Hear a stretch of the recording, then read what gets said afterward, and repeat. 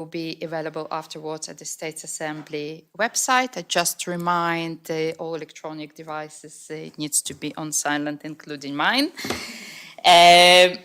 And I would like members of the public who joined us to keep quiet and leave after the public hearing. We will begin with introductions.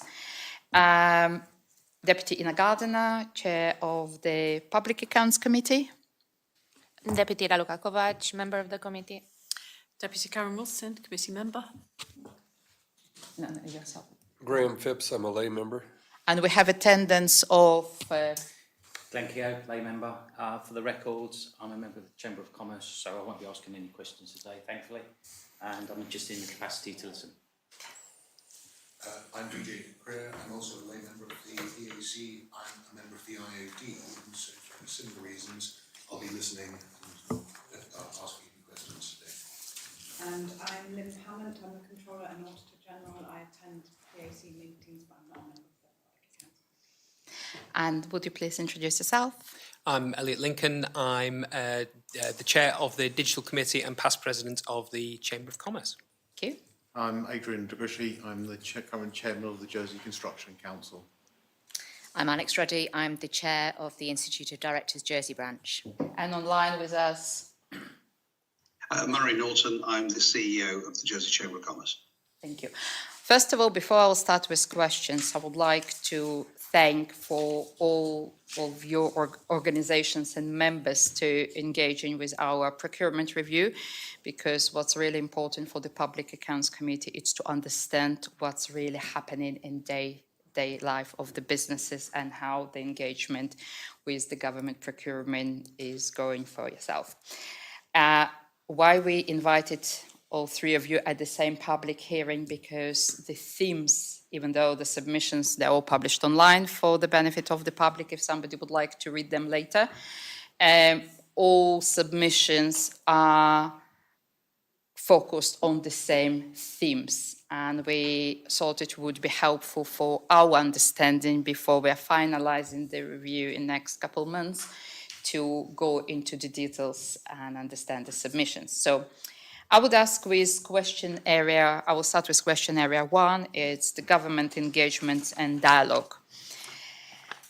During the hearing on the 25th of September 2024, the Chief Executive Officer of the Government of Jersey stated, "I do not recognize the characterizations of our procurement, and I'm happy to go and see the chamber," because we didn't recognize the chamber submissions specifically, "and explain to them in details why I do not recognize it.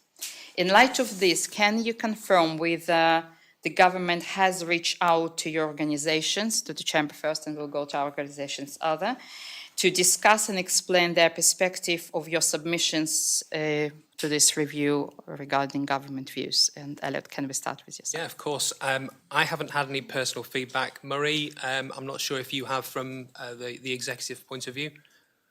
Murray?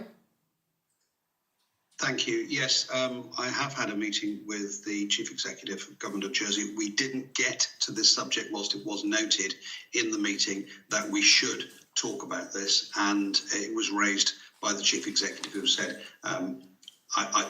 he felt he had some issues with some of the submission that we've made, and he wanted to discuss that. We haven't managed to get that discussion yet, although it is on our agenda to do in the next month or so. Yeah, it's interesting, 4 months. And was any engagement with the Construction Council about your submission? Not to my knowledge either.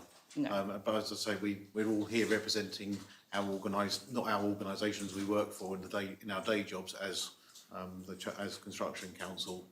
I don't believe we've had anything. And no, and I can categorically state that we've had no interaction whatsoever. I submitted this on behalf of members in August 2024, and I've heard nothing since until you contacted us. What in day-to-day, like a part of this review, because review is really focusing at government procurement, during the last year, what dialogues did your organizations had with the government about the procurement practices, if any? None, apart from this submission. From my point of view, But there's some areas of government which understand Ariba very well, and other places which maybe there's room for improvement. And frequently we end up speaking with somebody over the phone to try and make sure that we can actually get paid, because that Ariba system is not ideal. And again, I mentioned briefly before, is that the system was introduced on the 2nd of January 2023, and then the training was offered on us for the users not till the 28th and 29th of March, some 3 months down the line. And then there wasn't even a phone line to ring to ask about using it.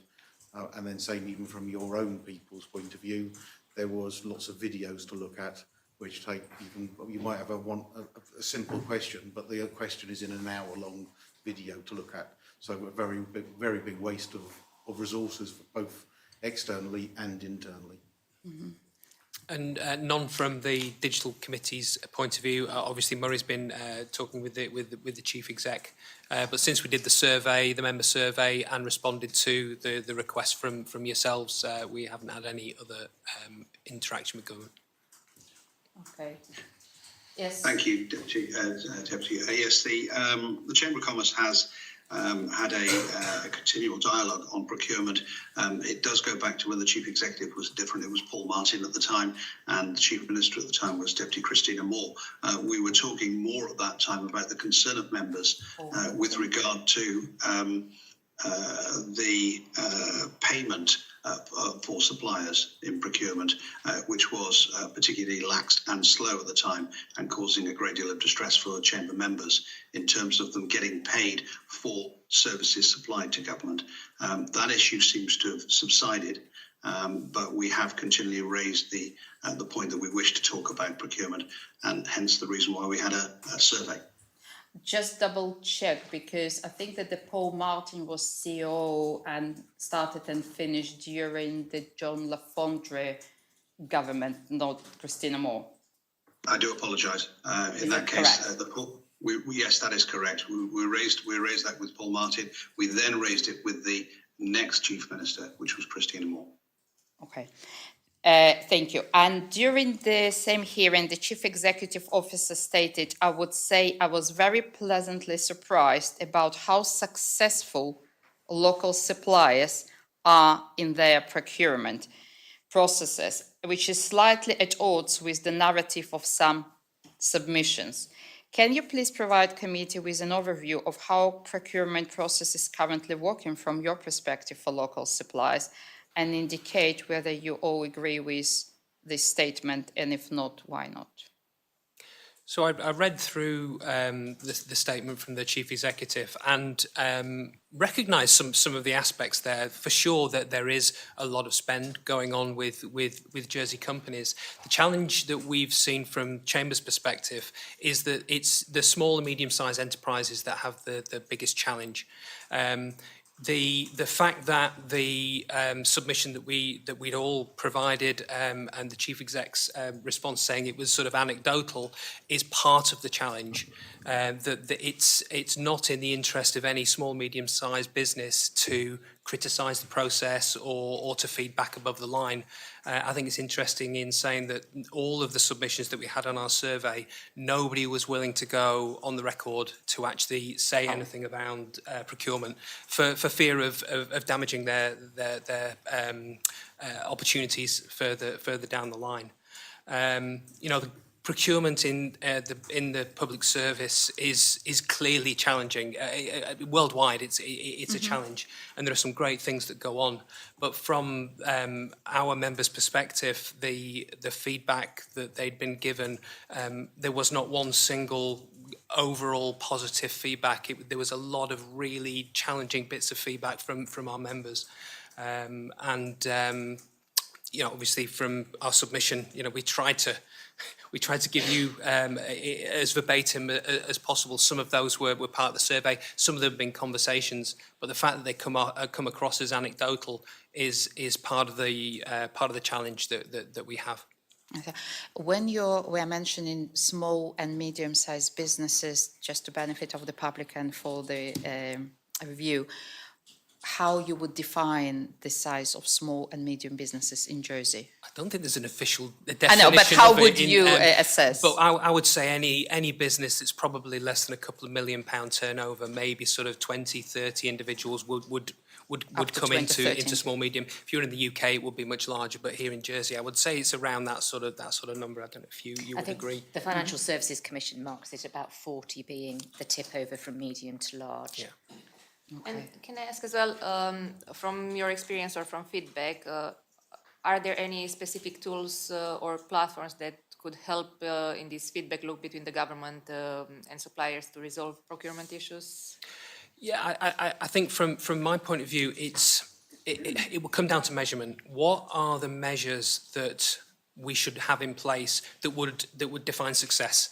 If you define success as just in terms of the pounds that are crossing over and being paid, I don't think it tells the whole story. You know, the value of the pound being spent, the value of that in the economy, there's absolutely a multiplier that you would have if you have, you know, a pound spent locally versus a pound that goes to an off-island shareholder. So, you know, those sort of things, you know, the speed of interactions, you know, the ability for those tendering for a piece of work to have a pragmatic conversation about what's required, as opposed to a set in stone, these are the requirements and you must align to that. You know, there is absolutely some value in a two-way conversation, but the process that our members are describing to us is that it's a very rigid process that takes a long time, and the value sort of degrades over a significant amount of time. Okay. Yes, Karen. Thank you. Could I ask each of you, were any of you or your members invited to inform the design and the development and the implementation of the system at all? Was there any testing done with you prior to implementation? We weren't approached to do anything like that, no. No. Yeah, thank you. And if I'll go back to the questions, I would like to hear from you. He said you are very recognised. Yeah, I What- think exactly like Elliot said, is that from like a builder's merchant point of view, if it's just a sheet of ply or some plasterboard, then then Reba works really well. But when it's anything a bit more peculiar, having that specification right at the front, at the start, is really important, which if often isn't the case, or it's been something which has been doctored from the UK and is not Jersey specific, which makes it then very challenging for people to price correctly. So if I understood correct, I'm just checking. So what do you feel the barrier from your perspective that you don't have enough specifications at the beginning of the Sometimes. process that you can actually find out if your local companies can deliver, or sometimes it feels that the specifications were taken from Yeah. outside of Jersey and obviously it needs to be. And when looking at, we looked recently at the spend of the last 100 of the top 100 people within 22-23, and looking at some of those construction companies, do they have, or related industries, could that not have been done by locals? And that would be, I would love to know the reason why. There was one which was just under £1 million, which was being spent, which is a consultant company. Why were they chosen rather than that money could have been spent locally? Thank you. I'll probably pick up on the theme that Elliot mentioned there in terms of the reticence to engage with government if you're not successful. The feedback from our members was the tender process is quite onerous. So for a small to medium enterprise, it's quite difficult to take time out of your BAU to be able to fill that in. And then if they're not successful, I've heard from a number of members, and I appreciate to the CEO's point, this is anecdotal, but I'm not quite sure unless you actually go out and do a survey, you know, you're going to have to take our word, this is what members are saying to us, that when challenging, why, you know, asking the question for some feedback, why they were not successful with that tender. They were told, first of all, they were told that 10% of the requirement they couldn't fill on island. And they said, well, you could have come back to us and we could have brought in some expertise off island, which then has to Elliot's point about social value, that you're then upskilling your local employees as well if you're bringing in some expertise off island. And they said, but then it boiled down to cost. The UK was cheaper. So to reiterate Elliot's point there, you know, the recognition of the social value to the island and the impact on the economy is not being recognised, you know, keeping the tax revenue here, putting the money back into the economy, that circular nature of it is not, to our members, being appreciated. Thank you. And before we move to the next, I would like to pick up on the social value. So basically we're saying if it's local company, there is coming back into the Jersey economy and spends in Jersey, tax in Jersey and contributing to Jersey economy. When I raised it personally with the Treasury Minister in the States, they said we do have a social contribution from each company. And the government view that they consider social contribution. What's the difference between what you think and they're considering as a social contribution and what needs to be in place? I think that the feedback from our members is that potentially the government is disengaged with what's actually going on in the economy at the moment. The IoD, and in fact, collaborating with Chamber and the Construction Council and other organisations on Ireland at the moment is doing a confidence index and talking about these issues. You know, we are seeing redundancies on Ireland, we are seeing skill shortages impeding growth, etc. And this is part of the problem as well. If they're unsuccessful through a procurement for government contracts, it's having a knock-on impact and people are struggling to find work. So keeping the work on Ireland also helps with, Deputy Rob Ward is talking quite a lot about, you know, lifetime skills, etc. If we are ensuring that our workforce is upskilled, then we're going to naturally keep them on island, putting back into the economy. Anything that's going to a small or medium-sized enterprise over here is naturally going to start stimulating the economy, and all the matters that we're identifying will be helped. So I appreciate that the CEO is not seeing that or hearing that, but with all due respect, this is what we're hearing from members. And, you know, it's a lot of my time has been taken up with members reaching out to me of late, and I know for the gentleman here as well, that's the same case. People are concerned, and this has been mooted as one of the issues. Is there an understanding of what degree of difference? Because obviously if the price was 10 times higher, they would go to England. If it was close, you'd expect them to go here. Is there any kind of guidelines or when they're in the ballpark, or at least finding out and getting feedback when they don't get it, that they're getting feedback that you weren't even close, you were 5 times higher price? You know, some way that they can, is there any kind of that dialogue going on so they can live and, you know, learn from where they're at, sharpen their pencil, or any of that? Yeah, not as far as I've been told, and I absolutely wholeheartedly agree. And, you know, I think any business when pitching for something wants the feedback in order to understand what their competitors are actually, you know, forecasting, etc. The feedback I've had is that, especially when it's going to the UK, that those UK entities are actually you know, going offshore, and so they're getting consultants or whatever from India or other places, which is cheaper. So they are managing their cost down by doing that, which obviously isn't beneficial for the UK economy, but it's also not beneficial for ours. Well, the trade-off though is they're buying the product for much cheaper. You know, so it's understanding what that difference. We shouldn't really care whether the UK is getting it from themselves or from somewhere else, because we're buying a service.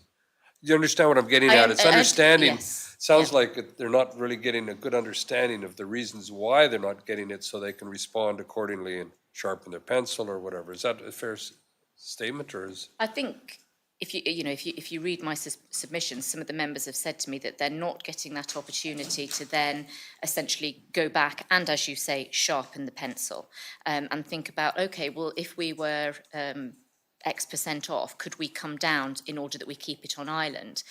One member fed back to me that after going through this process, they started trying to push to say, well, could we revisit our costs? Could we come down? And we're basically told, sorry, it's a done deal. And we suggest that you don't, to Elliot's point that he was making earlier, we suggest that you don't rock the boat. Okay.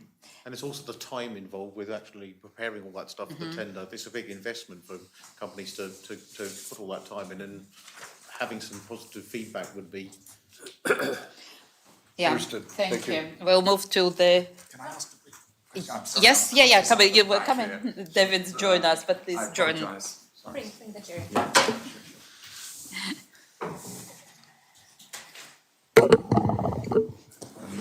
My apologies for being late. I was cross at another scrutiny meeting. Sorry, I've just made a very quick note, Alex, that you said, you used the word, government is disengaged from business. That's a pretty powerful statement to make, so could you elaborate, please? I think you may have asked that question in the Chamber of Commerce lunch last week. Yes, thank you. You did. Yeah. Perhaps I should have measured that statement. I think it's very hard for an organisation in a building on Union Street to understand exactly what's going on in business at the moment. And it's only for the collaboration from organisations such as ours trying to work with them to enable them to understand. And, believe me, we have this interaction. I meet frequently with ministers and government officials over lots of different matters, not necessarily the procurement process, but other things, and they are more than willing to listen and understand what's going on there. With regard to this, I think I will pick up on what Elliot from Chamber said earlier. What I've been told from members is there is a reluctance to engage for fear of not being able to secure a tender going forward. So, for want of a better expression, if you lift your head above the parapet, it may then have a knock-on impact on any future tenders. Marek, please. Thank you. I can't reiterate that enough. The reason why we did the survey was we had lots and lots of businesses coming to Chamber and saying, we need to ask people what they think. This is what we think, and we felt it was the right thing to do. Of the overall response that we got, 79% were either dissatisfied or very dissatisfied with the effectiveness and the process of the procurement process. And every one of those came back and said, or virtually all of them came back and said, the only reason we will take part in this survey is if we have absolute anonymity. Because if we don't, this could damage us going forward in the procurement process. And when businesses do question, they very much get that sense of that. They are inquiring on something which is not good for their future procurement tender processes. Now, when the Chief Executive says, and I read his comments, he recognised our submission, some of our submission, as anecdotal. Of course it's anecdotal, because these are anonymous but genuine businesses who are members who have taken the time and trouble to fill out a survey. And the reason why it's anecdotal is because they don't want to put their names and their businesses to a survey in public, because it will be damaging. So, that's the reason why I think the Chief Executive wouldn't recognise this, because from what he's been told and from the businesses that he's spoken to, he's not had that feedback. Now, that's not his fault, but it is quite genuine that we run a survey, and the overwhelming response was very dissatisfied or dissatisfied with the process and indeed with the communication. Thank you. And I'll hand now to Deputy Kovac to go deeper into the barriers for procurement. Thank you, Mom. Yeah, all the submissions you had, obviously, it made it clear that there are barriers to procurement. And what I want to ask first is, what barriers do your members face when trying to access smaller contracts under 100,000? Because under 100,000, the government needs to ask for 3 quotes, and this is kind of for the small businesses. I'm certainly been aware of companies who I've spoken to that actually there's maybe a couple of quotes in there, but the government's struggling to get the third one that they've been asked to submit, and companies that have been asked to do that multiple times. And their feeling, although there's no measure about that, is that they're making numbers up.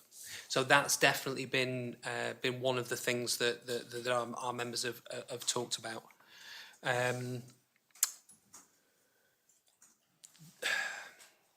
Also, the communication as well has been raised as a challenge in terms of a lack of proactive communication. So sometimes, especially when a company's been unsuccessful, it can either not come back, or even come back, many, many weeks later in terms of why the submission wasn't successful. So we've definitely seen that sort of thing coming back through our members. And how do you see this affects local businesses in particular? I think you can't underestimate the effort that local businesses go into to tender for work with the government. I mean, you're one of, if not the biggest spender locally in the market, and clearly that's going to cause some challenges in process and workflow and workloads.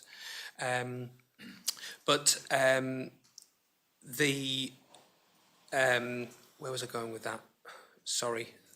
The amount of time. So there are businesses, some of which may be 5, 10 people, who the senior members of the organisation are taking days and weeks out to create tenders for pieces of work that aren't successful, and obviously there's many reasons for that.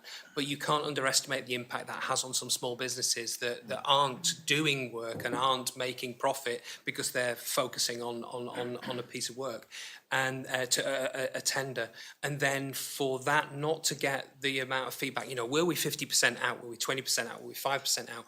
What is it? And having that dialogue, and I think that's the really important thing. You talk about transparency and engagement.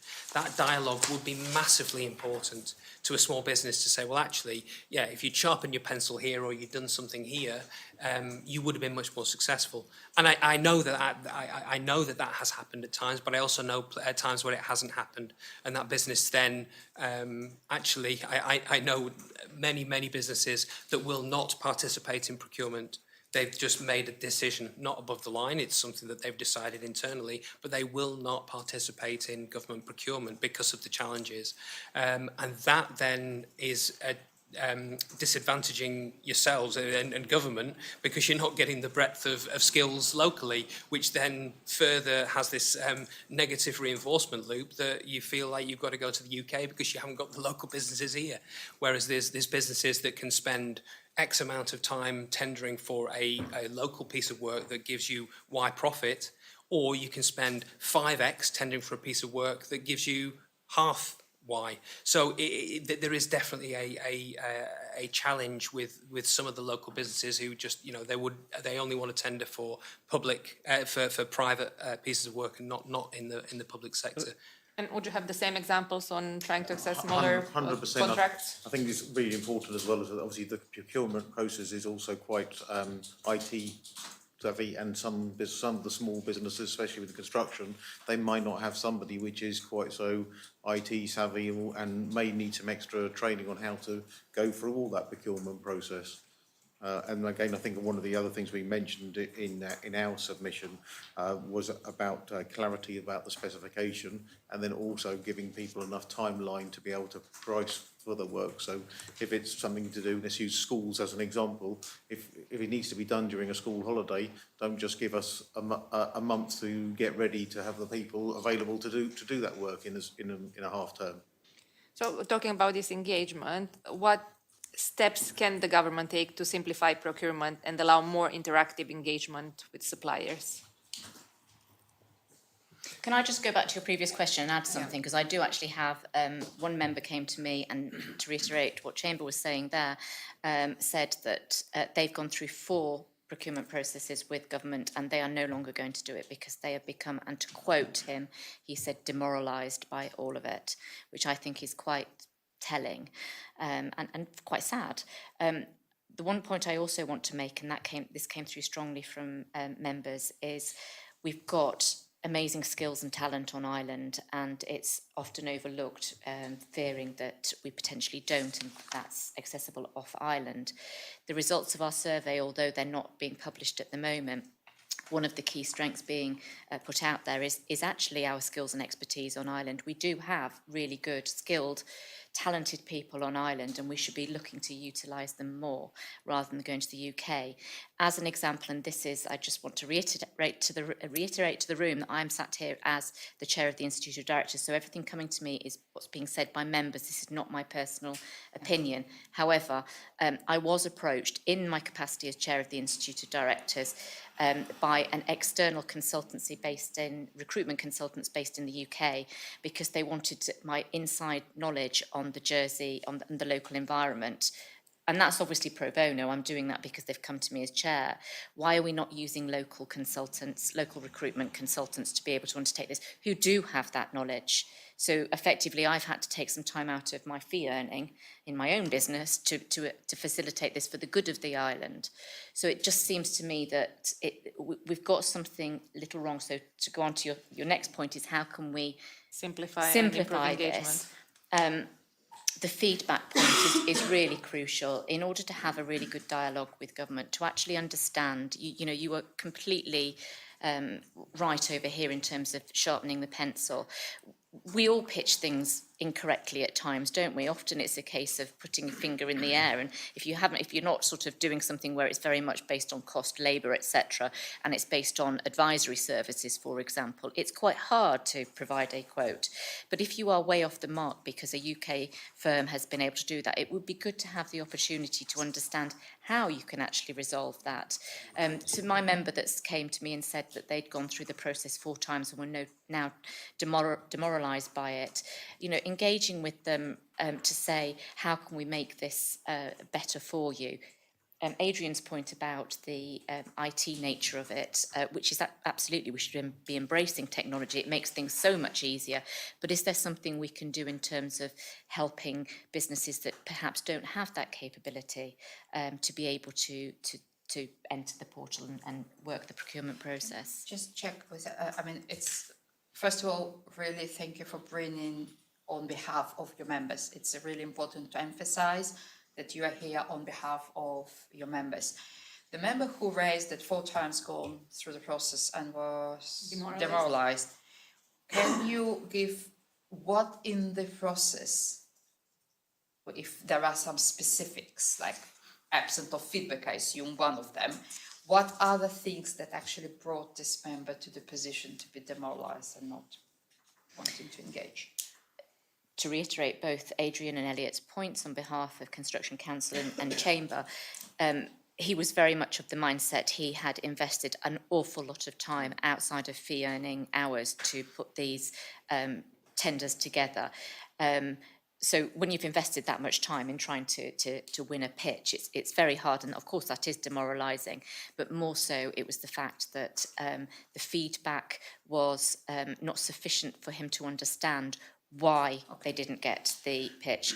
And also, in the case of this particular member, I understand when asked too many questions, he was told perhaps be mindful of the fact that if you want to tender again, and that just basically that basically just stopped the process for him, and he's no longer going to do that. I've heard that from 2 other in the same sector, which I'm not prepared to identify, but in the same sector from 3 members.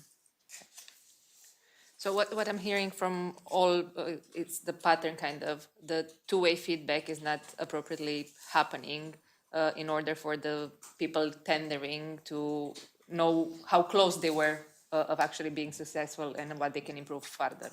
That's a big problem. From a health and safety point of view, if you have an accident, you want to learn lessons to make it not happen again. And really, that's what we should be asking from government, is if we've not been unsuccessful, surely can we have the feedback so we can know and realise where we could possibly do better next time. So I'm jumping ahead a little bit, but it sounds like an obvious recommendation you'd like to see happen is that there's a standard process for consistent feedback specifically to Jersey bids. Yes. On what, why, how they missed and what they need to do in the future so they can actually learn. And if they need help, an arm out to help them in the future. If that was a standard process. That would be absolutely amazing. I think so, yeah. From all of No, our I mean, reviews. it's kind of obvious Yeah. listening Sean to Murray's nodding his head Yeah. as well. you can help us write a report, I think. Thank you. No, that's pretty obvious. I think it's worth saying, that so many different things will go through the procurement department, from pencils to change management and everything in between. So I think it's important that that you know, if my pencil is 2 pence too much, but you're buying 1 million of them, clearly, you know, there's some KPIs and numbers you can work through. But when you're looking at some of the more esoteric things, or certainly service-based procurement, you know, it could be that there are 3 different solutions to a problem, but the process, as I understand it, is there's a very rigid procurement document to go through. We want this, this, and this, as opposed to actually this is the problem that we've got. How would you solve that, and how do we work through that? And then ultimately the value of, you know, what it is that's being bought, and making sure that there's an appropriate amount of oversight and control around the value. Because some of the smaller things and some of the larger things that, you know, just small amounts can make big differences in some of the larger procurements. But I think it's important that, you know, that there isn't a one size fits all here, but that process and the systems and the processes are massively important, because you don't want to have to, you know, if you have 10 tenders going on, to have to think about how that process should work. So having that is absolutely vital. You know, a very well thought through process that will proactively feedback, as opposed to just when you're being asked for it. And then if the team is too busy to do that today, and it may take a few weeks, by that time the opportunity's gone. So I think it's around, you know, making sure that there's the appropriately sized procurement team. And the processes are there to be followed and measured as the processes are executing.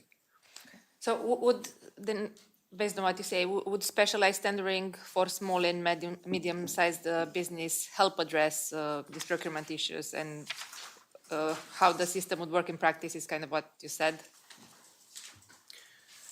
I think, you know, for me, you know, what we do here, you know, we're not unique in Jersey, and there has to be standards and benchmarks and processes that go on around the world. You know, I think we have to make sure that we're not trying to reinvent the wheel. You know, procurement is not unique to Jersey. So, you know, what processes have we got going on? What are the overall oversight and controls? How do those things work? Because there will be places that do it better than us, and there will be places that do it worse than us. What can we do in terms of understanding what the right way of doing this is, and keeping up to speed with that? I'm no procurement expert, but if I had a business that was making this kind of widget, I would want to understand what's the benchmark for making those widgets around the world, and how do I measure myself against that? I'm just not sure that's happening here. And just passing on to the improving procurement practices, can each of you just say one most important thing that you see needed to be changed in the procurement process to make it more accessible? Do you want to go first? Or? No, you can go first. Well, there's maybe just more than one thing. I think specification is clear, making sure that is clear right at the outset. And then also, is there a way of your time, but also employers' time from our point of view? Yeah, I was just looking back at what members had said to me, and they feel that actually they would like government to be more flexible and proactive in its approach. So looking, you know, often the ITTs that come out are quite extensive in what's needed, and they feel that potentially actually addressing specifically what's needed so that people have a better idea of how to respond and waste less time in terms of putting together the documentation that's required, and being more flexible and open. So could you pick up the phone, for example? It was suggested to me to say, okay, this is what you're asking for on the ITT. We've got X, Y, and Z. Would you be open to us to bring in somebody from elsewhere, or work with, for example, in fact, a member actually put to me, sometimes it could be the case that 2 local Jersey businesses could work together to fulfil that particular tender, but we're never given the opportunity to do so. We're just told that we don't necessarily have the right skills in that area. Wouldn't it be so much better if actually 2 businesses, local businesses, could work together to meet the requirements? We've been jumping in already at the area I wanted to talk about, which is improving the procurement system. As responses, because it's kind of a standard phrase that's used. Banks often operate a white list of lawyers or other preferred service providers. But it was a common theme throughout our members' responses that they felt, whether it's right or not, it's a feeling among our membership that there are a list of preferred service providers that automatically would get the ITTs over and above others. So if there was a process in place where people understood why they didn't receive it when they put in a bid, including you're out by 200%, then that's kind of obvious. I but think this was would prior that to the address it? tender. So this is actually prior to the so being invited Oh, being to even tender. Yeah. included in Yeah. the. So there again, if they weren't included and they submitted, getting the feedback why they weren't, would, in the same way, we're talking to the feedback. Would that help? To give you an example, we were contacted as Institute of Directors, maybe it was a couple of months ago, if we could push out to members to participate in a review that was being undertaken. And nobody that I knew in our members that would communicate with me had been approached to tender for this particular review.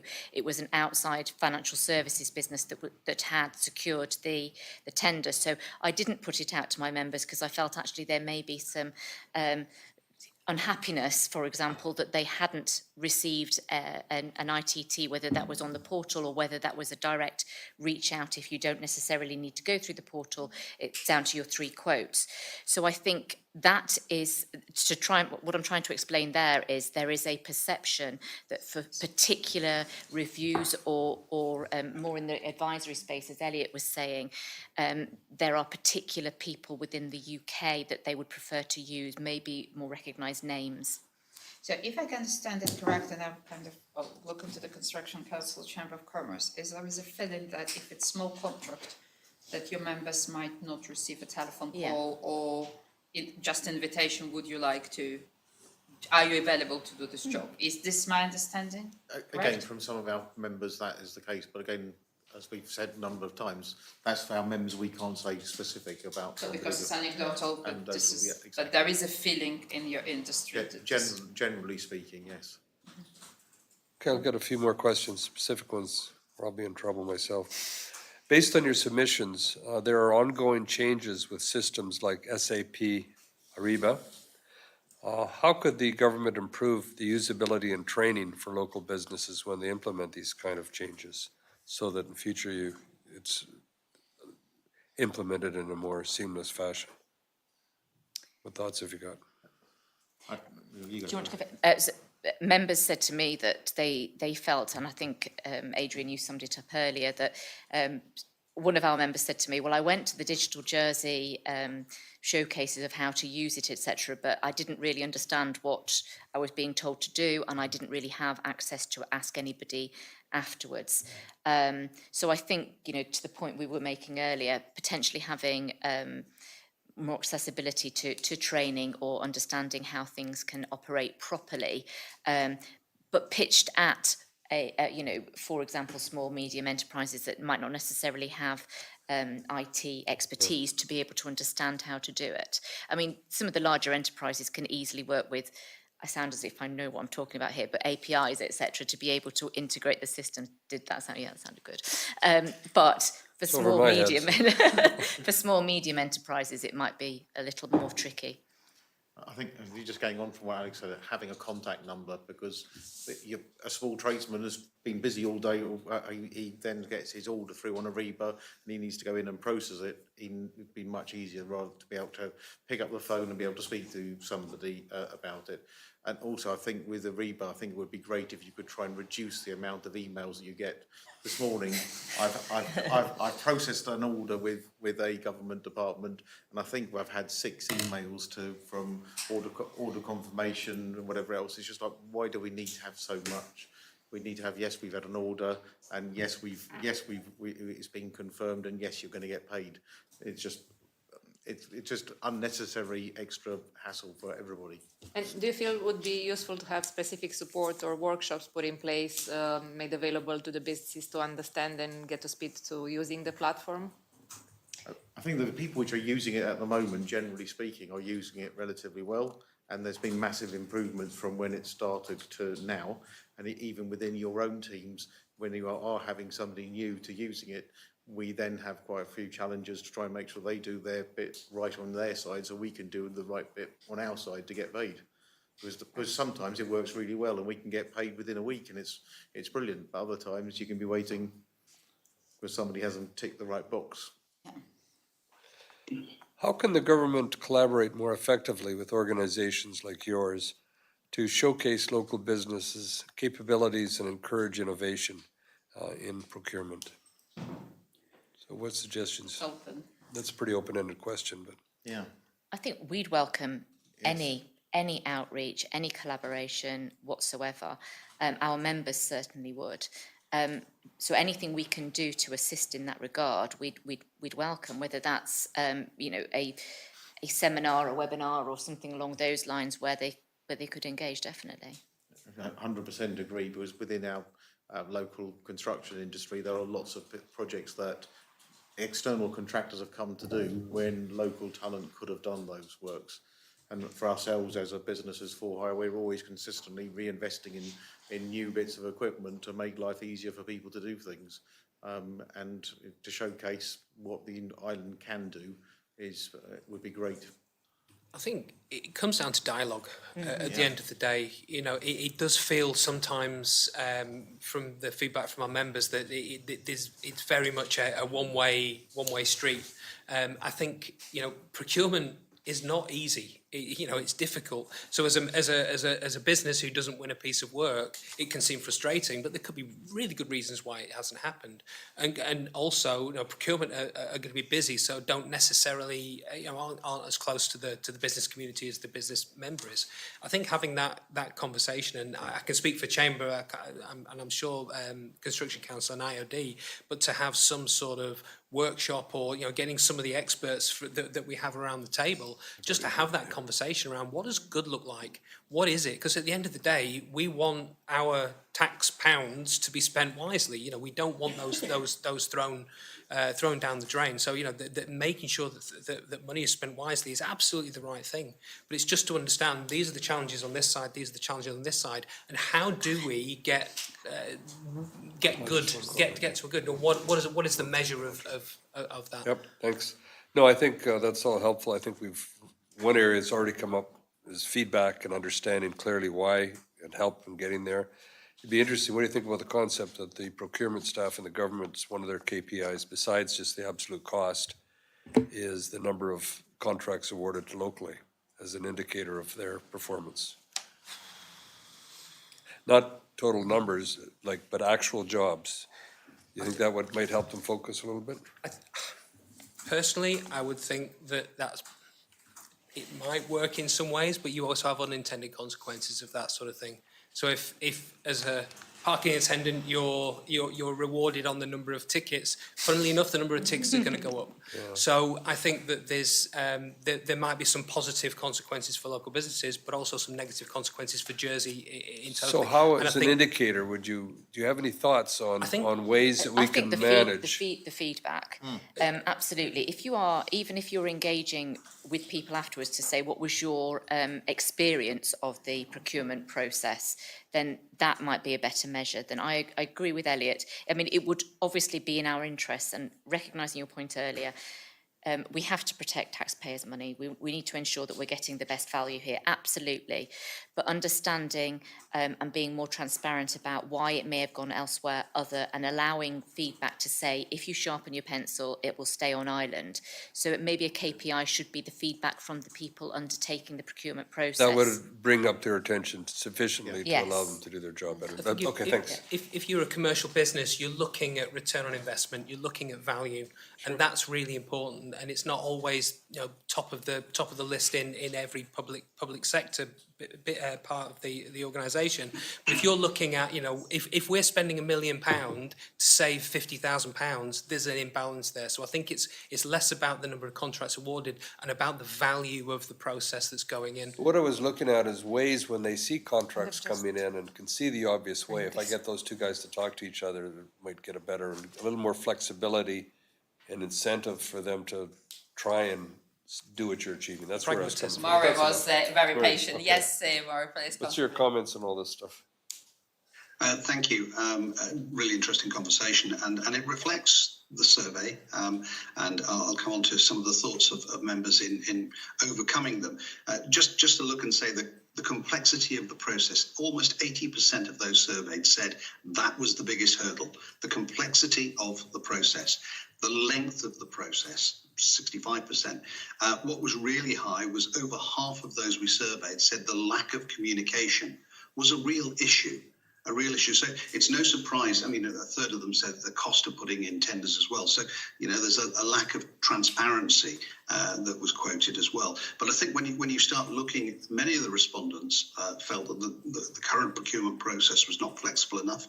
But there was a strong desire for more engagement and networking opportunities with government departments.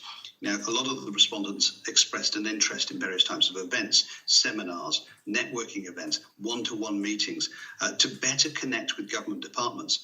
I think it's something I've said on many occasions, having sat on both sides of the fence, both running a business and also being in government, and now at Chamber of Commerce for the last 7 years. A great deal of businesses don't understand how government works. And a great deal of government don't understand how business works. And I think that, with due respect to both sides, I think it is really important that there is more engagement. Thank you. Thank you, really helpful. Just saying from what yeah. Murray said, that maybe some meet the buyer events might also be useful to have from the different departments. So that if it is financial services or whatever it might be, construction, it might be useful to have some more meet the buyer events. Meet the buyer, meet the supplier. Yes. Yeah. Thank you. Karen. Thank you. I just wanted to pick up on the issue around, what's needed on either side, and I'm interested to know what your views are around the level of expertise in procurement that is available. So when it's actually being provided, where there has been feedback given to companies, does it meet businesses' expectations on that basis? Because we've talked a lot about process, and I think what I'm hearing from you is that you're looking for somebody to translate and interpret some of the decisions that have been made, and whether you feel confident that the procurement specialist expertise and advice is there. It's very difficult for us to comment on that. Okay. I think this would for me be an independent sort of view of that, and an independent expert to assess that sort of thing. I'm no expert. So you don't have any feedback from your members as to whether or not the advice that they give, in terms of what feedback they do receive, is valuable to them, meaningful to them? I think from my point of view, it's been, and from our members, sometimes been very limited. There were limited feedback. I think years gone by, we had a gentleman by the name of Dan Delacour in procurement, and he was good at being able to give us constructive feedback about what was going on. And I don't think there's somebody really championing that role with the sort of the trust and integrity that the industry have with others. Okay, thank you. Okay. Sorry, it's okay. Alex, did you want to say? I was just going to say, but it is in my submission, one member did say to me that they'd had quite an unpleasant experience and felt that they were talked down to as a small business. So I think potentially it was a common theme in not being made to feel a valuable part of the process. So. Okay. In your view, is the government striking the right balance between competitive pricing and supporting local businesses? And how should this be adjusted to better nurture the local economy? Anecdotally, I'd say no, the balance isn't right. But I think that the balance should be not just around the pounds being spent, but the value of that pound locally. And if there is a weighting to be applied to a local business, so let's say the pound spent locally is worth 3 times what it is if we spend it off island, then potentially there's a percentage, and it certainly won't be 300%, but it certainly won't be 2%. There'll be some sort of weighting to say, look, locally, if we've got local employees doing local work for the government, there's a value to that pound going into the economy. So whether it's, I don't know, just 10%, 20%, 25%, I don't know what the number is, but there's definitely a number in that sort of range, I would say, that the value of a contract being landed locally as opposed to off the island has to the local economy. I think, you know, I would need somebody cleverer than me to look at what that number is, but there's definitely some value to that locally spent pound. Number. Well, if there was a rough range and there was a feedback system, so they know whether they're getting close or not, that would either give them the incentive to try harder or to realize you're not even close and don't waste your time, you know, type of thing. But also from what you're saying there, it's often we see specialist contractors coming to do works in Jersey for government, and maybe 10% of that work is specialist, and the rest of 90% could have been done by other contractors. So that's where, if the tender came in and there was somebody which was close but not able to do it, can that person from the UK with the specialist knowledge come and do the 10% and work with the local contractor, which would be benefit for everybody and upskill the local people. Is it something that you look about how basically they're packaging their procurement, because the package, if 2 companies or 3 companies or specific services can be packaged together to allow?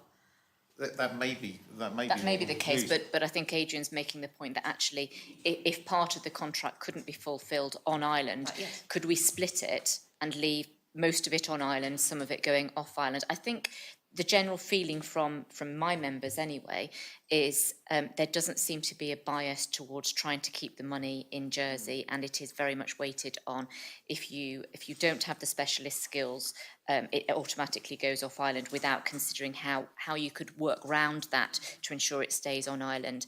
But also if a contractor elsewhere or a business elsewhere, potentially the UK, can come in at a lower cost, automatically it's seen as, well, we'll go for that because actually we're justifying taxpayers' money without thinking about the actual implications about keeping it on island and the benefit in terms of skills, tax revenue.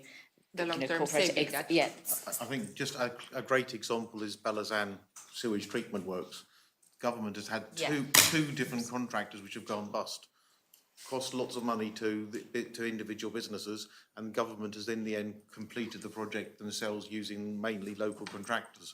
So that's a great example where government at one time was using all external, gave it to to 2 different big UK contractors, and now then finally finished it off using their own in-house expertise, which was a great example of how they... It's a really great example. I remember this happened. How they should have done it at the start rather than how they did it. I think it's one of the best examples now. Again, I'm thinking I'm going back, but I remember when it's completely buzzed, and so what we are doing actually. But it's happened twice. Yeah. It happened twice, not just once. Once would be bad enough, but happened twice. And local contractors finish the work, Just finally, finally for me, I think we've talked about specific initiatives or incentives, and I don't want to revisit that, but do you think that the current approach to monitoring and evaluating procurement outcomes adequately captures the total cost of ownership and the broader economic impacts of contracts? I think we can all say a resounding no to that. I think that was the theme of our... Well, I think... I don't really need to add anyone else. I think if we had the stats and it was something that was shared, we wouldn't be sat here. And so I think that if we had those numbers and the transparency, I think it would be really beneficial for everyone around the table. Okay. just a minute, Graham, David, and final questions, and we'll go. Yes. Just a quick comment on that. If that was taken into account, that might give some guidelines onto plus or minus 10%, 15%, at least you'd have a basis. And then it'd be important to educate the population at large, because as a taxpayer, if I'm seeing the government spending more money, I'd like to understand, well, actually, it isn't more money. So there's an education process too, I think. David, question. Sure, I'm going to go a bit off script here because we seem to be script. repeating It's ourselves to do this. One of the things which is obviously very apparent here is this procurement interface. You're talking about government interfacing with the private sector, and that's kind of a different mindsets required on that front. And all the language I'm hearing at the moment is about fear. I'm hearing about a lack of understanding, a lack of sensitivity. Complexity. So my thoughts, my question really to you is about the empowerment of the civil servant who's making the purchase or is making those decisions. Because one of the things which strikes me sometimes is if your only experience is in government, how do you know how the private sector operates? And you're talking about collaboration and various things like this. So is this a training issue in terms of whoever's in the procurement department? Is actually one of the things you need to be dealing with is how aware are you of how the private sector works, you know, in a general term? So should they be people who are ex-business people who are in the procurement sphere in government? Is that what we should be looking for? You know, and I talked about empowerment. How much flexibility should officers be given?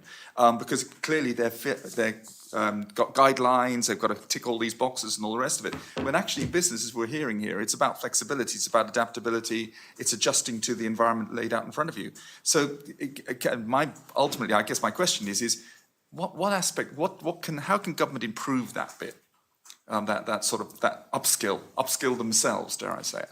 Well, again, that's a very random question. Maybe ask her. I don't think it's a random question at all. I No. understand what you're asking there, and it's not something that we ask members. So I think I would just refer to Graham's point where you mentioned there that actually an improvement of transparency. I think that would actually help the process. So having the ability to pick up the phone to procurement or vice versa, for procurement to pick up the phone and say, you were almost there on this. It was just this particular aspect. Is there anything, because we really liked your tender, is there something you could do? Having that two-way conversation, no matter what industry you are or any sphere of life, is going to be important. And that's the only way that, you know, collaboration is going to get more out of business, out of government. So, you know, that's my personal opinion, but certainly it was coming through from members that actually having a dialogue is more important than the process itself.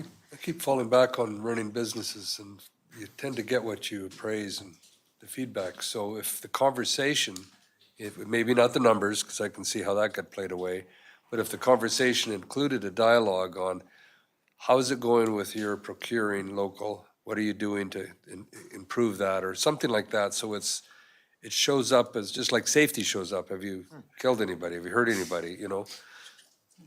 That might be an area. Does that make sense? And it's the engagement with other work, back to meet the buyer type events. If you have got some work going on, it would be great to have other organisations to be able to perhaps go and meet up with the buyers about whatever projects that might be coming forwards. Thank you. And go ahead. Thank you. To be fair, there are some procurement workshops that do happen, and there are breakfast briefings that have happened, and even Chamber have hosted, particularly with the hospital and the procurement of the hospital, of meeting some of those contractors. They have happened, and I think when we're talking about training, I think it's training on both sides. If I'm being really fair here, there needs to be some training for businesses in order to tackle the complexity of the process of procurement. And there needs to be some training maybe for government in understanding what makes it easier for businesses. You know, is there an opportunity for Jersey business within this? You know, we talk about barriers to business, we talk about productivity, and they're charged with delivering that information and doing that at the moment. So I think there's an opportunity in here for both sides to take some learning away. With regard to Deputy Waugh's comments on the latitude of officers, that's always going to be challenging because officers have got to have a set of guidelines and rules. Can they be flexed a little? Possibly, but that's always going to be very difficult, and they're always going to be open to criticism in doing that there's a lack of consistency because there's too much latitude. So I think that's very difficult to challenge. And I think in terms of involving people that worked in business, who are known to have worked in business, involved in that interfacing, again, there's a fine line between having that expertise and knowing everyone in the room and having a conflict of interest because you know everyone in that room. So be careful what you ask for in some areas. First of all, I would like to say thank you. I think that we've learned a lot. It was really, really helpful. There is there are barriers. We know what there are barriers, but we also heard the solutions, which we'll definitely incorporate in our final report. And I hope that anecdotal 79% of suppliers who were not satisfied, we can see the number improving over the next year or two.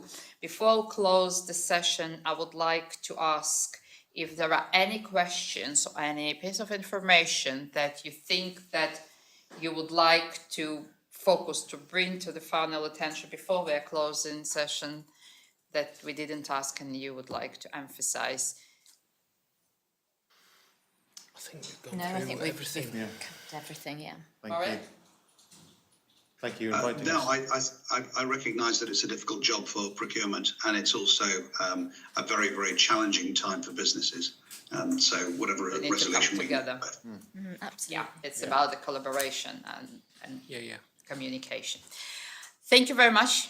Thank you again on behalf of the committee for representing your members and the public hearing.